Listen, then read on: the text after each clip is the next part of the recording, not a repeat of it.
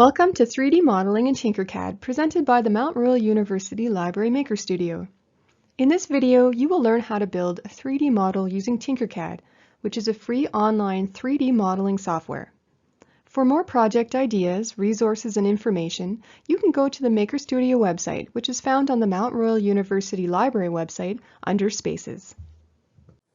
In the spirit of reconciliation, we acknowledge that the Mount Royal University is situated on the traditional territories of the Blackfoot Confederacy, including the Siksika, Kainai, Piikani, and the Tsuut'ina and the Stoney Nakoda nations, as well as the Métis Nation Region 3, and all people who make their homes in the Treaty 7 region of southern Alberta. This video will present the basics of 3D modeling, explain definitions and examples of 3D design terminology, demonstrate how to navigate in a 3D modeling environment, and illustrate the step-by-step process of how to create a 3D model in TinkerCAD, as well as how to export and print the 3D model. At the end of this video, you should be able to demonstrate an understanding of the fundamentals of 3D modeling, generate a 3D model using all the basic concepts and controls of TinkerCAD, produce an STL file of your model by using the export function in TinkerCAD, and recall various options for 3D printing a 3D model. So what is 3D modeling? 3D modeling is the design of a 3D digital representation of an object using 3D modeling software like TinkerCAD.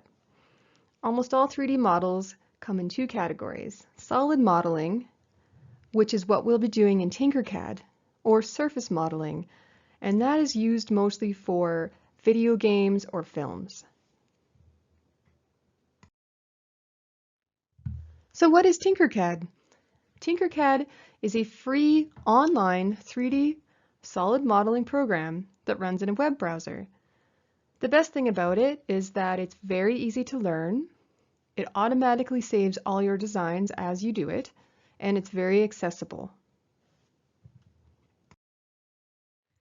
We won't be going over this today, but just for future reference, TinkerCAD is also a software that can teach you electronics and coding. Okay, so the first thing we need to do is go to tinkercad.com and make an account. So I'm just going to type in tinkercad.com.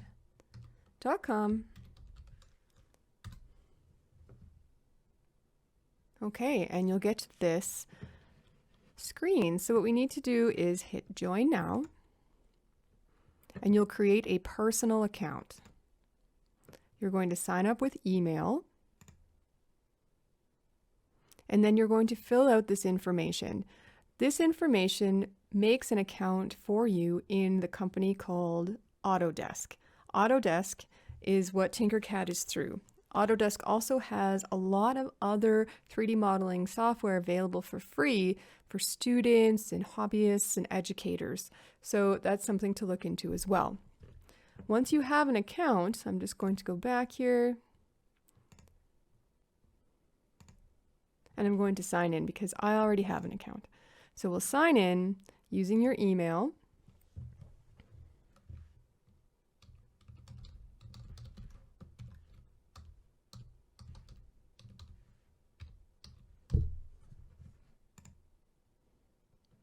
And then putting in your password, which you would have made when you made your account.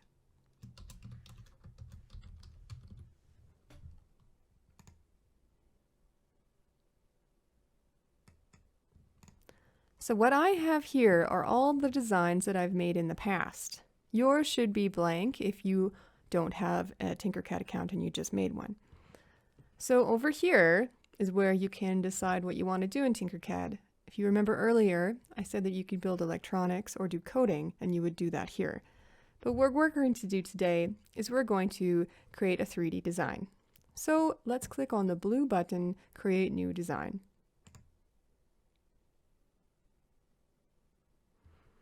Okay, so this is our work plane. The first thing you should do is click on the file name and change it.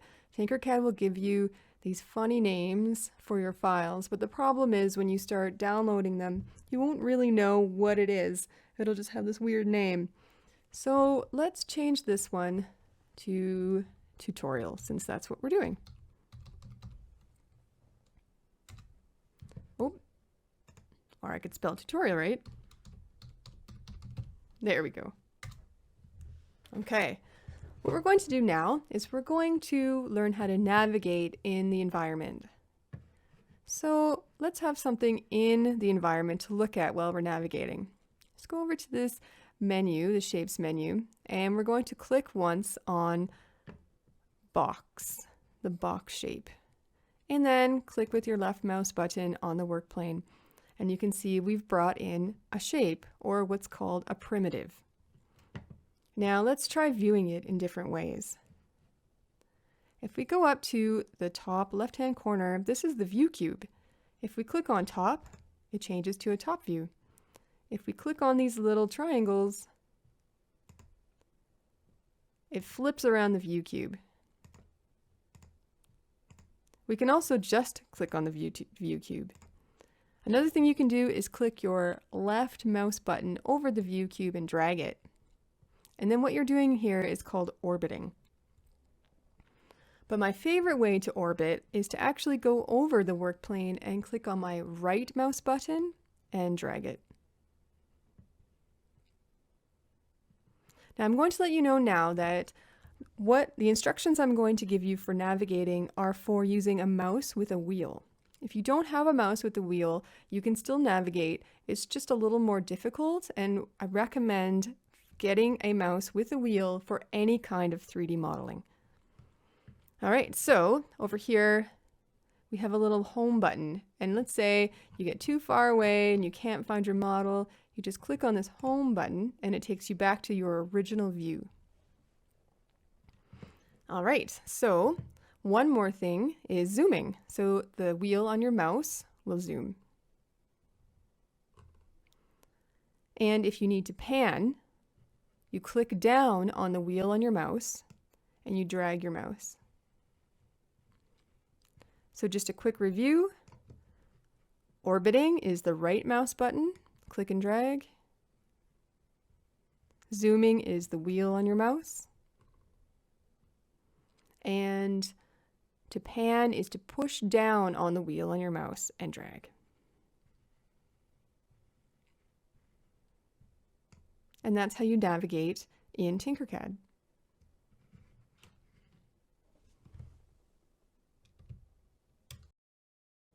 Okay, now that we know how to navigate in our environment, let's learn how to modify our models. So we have our cube here, and you can see it's selected. If I click off it, I deselect it, and if I click back on, it's selected. You can tell by the blue bounding box that's around the shape, and also by these different handles. So the white handles, if I hover over it, you can see I get a measurement, and if I click on it, I can modify these measurements. So this is saying that this distance here, and that's what this arrow is for, is 20 millimeters. If I click on here, I can modify it, I can change it. So I can change it to 40 millimeters. There we go. And it's the same with the other side. So what the white handles do is they change the size of your model in two directions at once. And what the black handles do is they change the size in one direction at once. So if I click on this black handle, I can actually click and drag it. Or, like I did earlier, I can click on the measurement and I can change that. So I'll go 15, there, now it's 15 millimeters. The white handles, same thing. I can click and drag, and it's actually changing this and this, two directions at once. And what it does is it anchors itself to the handle opposite. Now, if I'm doing this, I can change the shape, and I'm actually skewing my model. So if I want it to constrain my proportions or move everything at the same percentage, I just hold the Shift key and then click and drag, and everything is constrained. Okay, so now we know how to modify it by doing one direction or two directions. What if we want to make our shape a little taller? So let's use a front view so it's a little easier to see. What I would do is I would click and drag on this top handle, this white one here. And like you can see, if I click, it's saying it's 11.91 millimeters tall. So if I click and drag it, I can increase the height, or I can click on the measurement again and enter a precise measurement. So another way we can modify our shape or our model is to change the degree, the angle. So every shape that you bring into your work plane has 3 of these little bent arrows, every single one. If you can't see all 3 arrows, just orbit around until you can see the one you want. And when you hover over it, it'll give you an idea of which way it's going to change your shape. So this one, if I click and drag it, I can change the angle this way. I can also, again, click on the measurement and write what I want. If I want it to change 56, here we go. And you can see up here, if I click and drag, I'm actually changing it by the single degree, whereas if I lower my mouse slightly, now I'm changing it by 5 degrees at a time. So that's important to remember in case you're wondering, like, why does it change by 5 degrees every time? It's just because your mouse is in the wrong place. So if I click on this one, it changes it that way. So you can tell by this preview which direction it's going to be changing it in.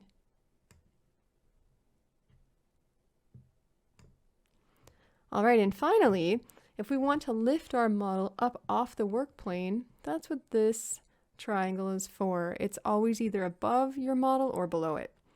So if I click and drag, I'm starting to lift it up from the work plane. We'll go to a front view again so you can see, and it's 32 millimeters off the work plane. If I change this to 0, it goes back down. Now let's take a look at this menu. When you have a shape selected, this shape menu will appear, and it actually gives you ways to modify your shape as well. So I could change the radius of my cube. I can change the steps. You can also click on these measurements and write in what you want. So if I put in 3, there we go. I can change the length, just like I did with the black handles, and I can change the width and the height. So these options aren't the same for every shape. TinkerCAD has a lot of primitives for you to use, and every single one of them has different options for changing it. Some of them have points and you can add points. Some of them have, it depends on what the shape is. So another thing we can do, and I'm going to show you this later, so this cube right now is a solid, so you can see the solid is selected, but I could also make it a negative space, and that's called a hole. So if I click on this, you can see now it's a negative space, and we're going to do something fun with that in just a minute. Let's make it back into a solid. If you click on the color inside the solid option, you can change the color of your model. It's important to remember that a lot of 3D printers only print in one color unless you pause it and change it, but that's goes by layers, so it's a little different. So you could make your model a lot of different colors, but it might not necessarily print that way. So what we're going to do now is we're actually going to bring in another shape. So we're going to bring in a cylinder. So I'm going to click cylinder here, and then I'm going to bring it into the work plane. And what I want to do is move it. So one thing that we didn't talk about was just how to move your shapes around your models. If you go over it and you have your arrow anywhere that it's not on a handle, you can just click and drag it. And here's a quick tip. If you want to move your model side to side, it's a good idea to have the top view. Click and drag and then move it side to side. If you'd like to move it up or down, it's a good idea to have a front view. So I would use this little triangle again, and there you go. It gets a little difficult trying to move it back and forth if you have a front view. It starts to, sometimes it like zooms in and out, and it's hard to know where it's at. So just as a quick review, if you want to move your model side to side, try a top view. If you'd like to move it up and down, try a front view.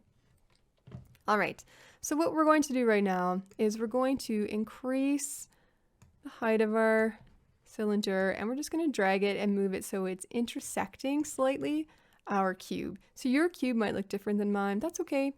We just want them slightly intersecting. There we go. Okay, now what I'm going to show you now is what's called grouping, which is also a Boolean union. So we need to select both shapes. We have one selected already, and there's two ways to do it. You can hold the Shift key and then select your other shape. And now you can see the bounding box is around both shapes, and that's how you know they're both selected. Okay, another way to do it is to draw a marquee around both shapes, and it'll select them both. When you have more than one shape selected, these icons go from being grayed out to being solid so that you can use them. You can see here they're grayed out. If I select one, there's an option there. But what I want to do is use this grouping icon. So with both shapes selected, I'm going to group them. There we go. And what that did is what's called a Boolean union. So the two shapes are together, and basically what it's saying is, okay, anywhere they're intersecting, I take that out, and now it becomes one shape. So this is one shape now. I can't separate them anymore. But let's see what we can do with making one of them a whole. So what we're going to do is undo what we just did, and there's two ways to do that. You can do undo, which is up here. Oh, I moved it around, so there we go. Or you can select the shape you made, and you can go onto this icon and go ungroup. There we go. So I would like to click on just the cylinder. It's only the cylinder is selected, and I'm going to make it a whole. And now I'm going to select both models again, and I'm going to group them. There we go, and you can see where it was intersected, it is cut away. So again, that is called Boolean subtraction. Basically, it's saying wherever it was intersected, you minus that away. Okay, let's undo that. And we'll undo one more time so that it's a solid again. And I'm going to show you how to use another tool. So I'm going to click on the cylinder and I'm going to move it away. So if I select both shapes again, this one is selected, I hold down Shift, there we go. And let's imagine that I'm making a snowman, and I have the snowman's head and I have a carrot, and I want the carrot to be perfectly centered in the snowman's face. It's very hard to do when you're just eyeballing it. So TinkerCAD has a tool called Align. There we go. So if you click on that, and it only shows up if you have two or more objects selected. So let's click on that. And what you get are these little dots. And if you hover over them, you can see that they're giving you a preview of what your shapes would look like aligned where this dot is. So if I wanted to align a center, I would click on this one and maybe center this way as well. And there's also this one. Now those two shapes are perfectly aligned center with each other. That makes it a little bit easier if you have shapes like I was talking about, like a carrot with a snowman's face or something like that. Okay, so click off there. What we're going to do now is I'm actually going to show you how to use the Scribble tool. So if you look over here, just quickly, I'm going to show you that if you click on this basic shapes dropdown, there are a lot of options for primitive shapes in TinkerCAD. So right now we're just on basic shapes, but later on you could go through here and take a look at all the different shapes that you can mess around with in TinkerCAD. But what we're going to do now is we're going to click on the Scribble tool. So you're going to click Scribble, drag it to your work plane and click down, and what you get is the Scribble work plane. This is kind of like a paint tool. So what you can do is you can just start writing, and I'm going to write my initials, which are EW.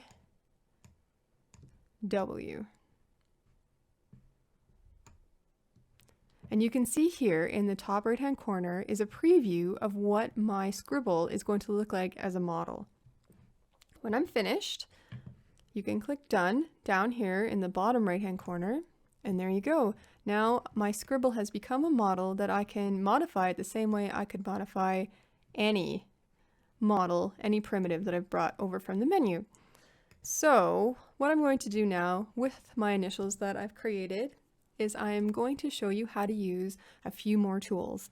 So with it selected, I am going to use the mirror tool. Click on the mirror tool icon and you can see it gives you these little arrows, and when you hover over them, it shows you what your model will look like when you flipped it or mirrored it the way that the arrows are pointing. So if I want to have it be upside down, there we go. How about backwards? And this one will look the same. So that's the mirror tool. Now click off there. Let's say I want to copy and paste. So up here, this is the copy, the duplicate and repeat or copy and paste button. If I click on that, it doesn't look like anything's happened, but if I click and drag, I've made a copy.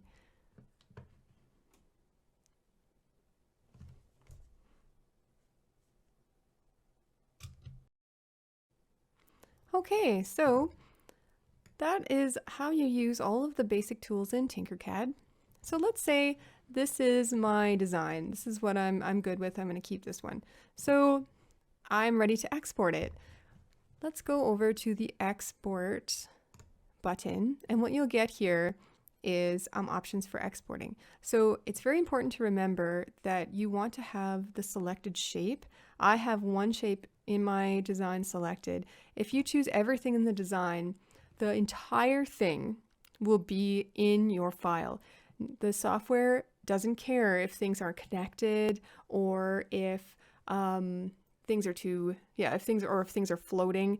So if you go to 3D print something like I have here we go. If I went to 3D print this, it would look exactly like this. I wouldn't be able to set it up very well for 3D printing. So it's important to remember that if you have more than one piece in your design, to have something selected when you hit export and make sure that the radial for the selected shape is selected. Okay, so for 3D printing, you could use any of these file types. I recommend using STL. It's the best one for the best kind of print if you're 3D printing. And when you select it, it will download your model. Let's say I put this on my desktop, save, and there we go. And now on my desktop is a 3D model of my design, and it's just going to be this cube because that's what I had selected. Now let's say you want to send it to someone to get 3D printed. You could send it to the Maker Studio, or if you wanted to, you could hit export and actually click this 3D print option. And here are a bunch of different companies that you can pay to print your model.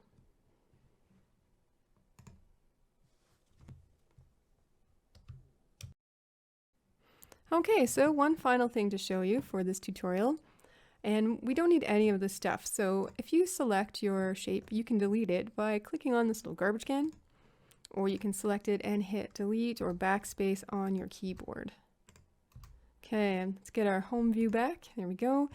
So what we're going to do now is we're going to write some text. So I am going to create a block or a cube, and I am going to make it look like my name has been carved out of it.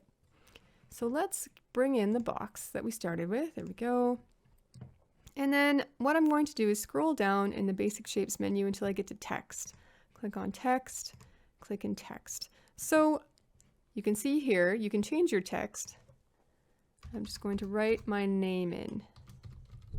Go, and there are a few font options, not very many, that you can change your font.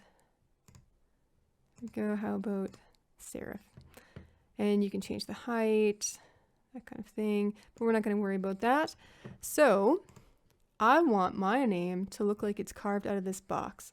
So first of all, this box is too small. I'm going to make it so that it'll actually, my name will fit inside it. So I'm going to make it a little longer. I'm going to make it taller. There we go. Okay, that looks better. Now, I can't have it carved out this way. I kind of want it out this front part. So I'm going to need to change the angle. So I'm going to turn it until it's 90. There we go. Or I could have just put 90 in there if I wanted to. It's too low. It's sticking out the bottom of the work plane. So let's use the alignment tool. I want my name to actually be centered when it's carved out of the box. So I'm going to select both shapes and I'm going to use the alignment tool. Okay, let's align it center here. That looks good. Align it center here. And I'm not going to align it here because I don't want it to be in the middle of this box. So I'm going to click off. And then what I'm going to do is select my text and I'm going to make it a hole. Then I'm going to take one of the black handles and I'm going to drag it so that it intersects slightly with the cube. It doesn't matter that this is sticking out because it's negative space. And now I'm going to select both objects and I'm going to group them. And there you go. You can see my name has been carved out of the cube just the way I wanted. And now if I wanted to go crazy, I could bring in a cone. I could lift it up.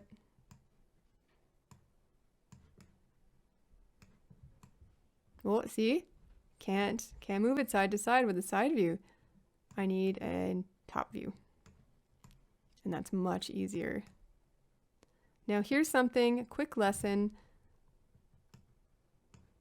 You can see that from a distance it looked like these were connected, but they're not. If I was going to 3D print this, this would fail because they're not connected.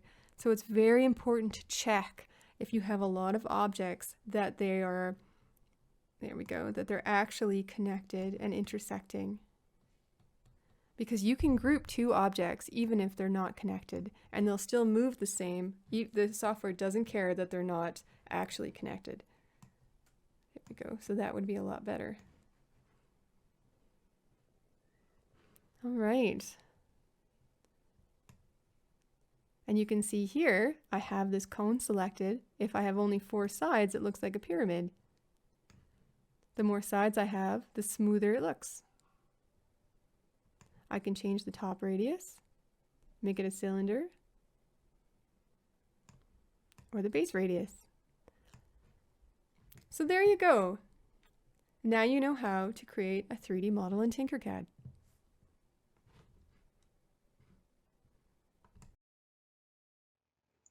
If you have further questions, you can contact the Maker Studio at makerstudio@mtroyal.ca, or you can email the Maker Studio staff.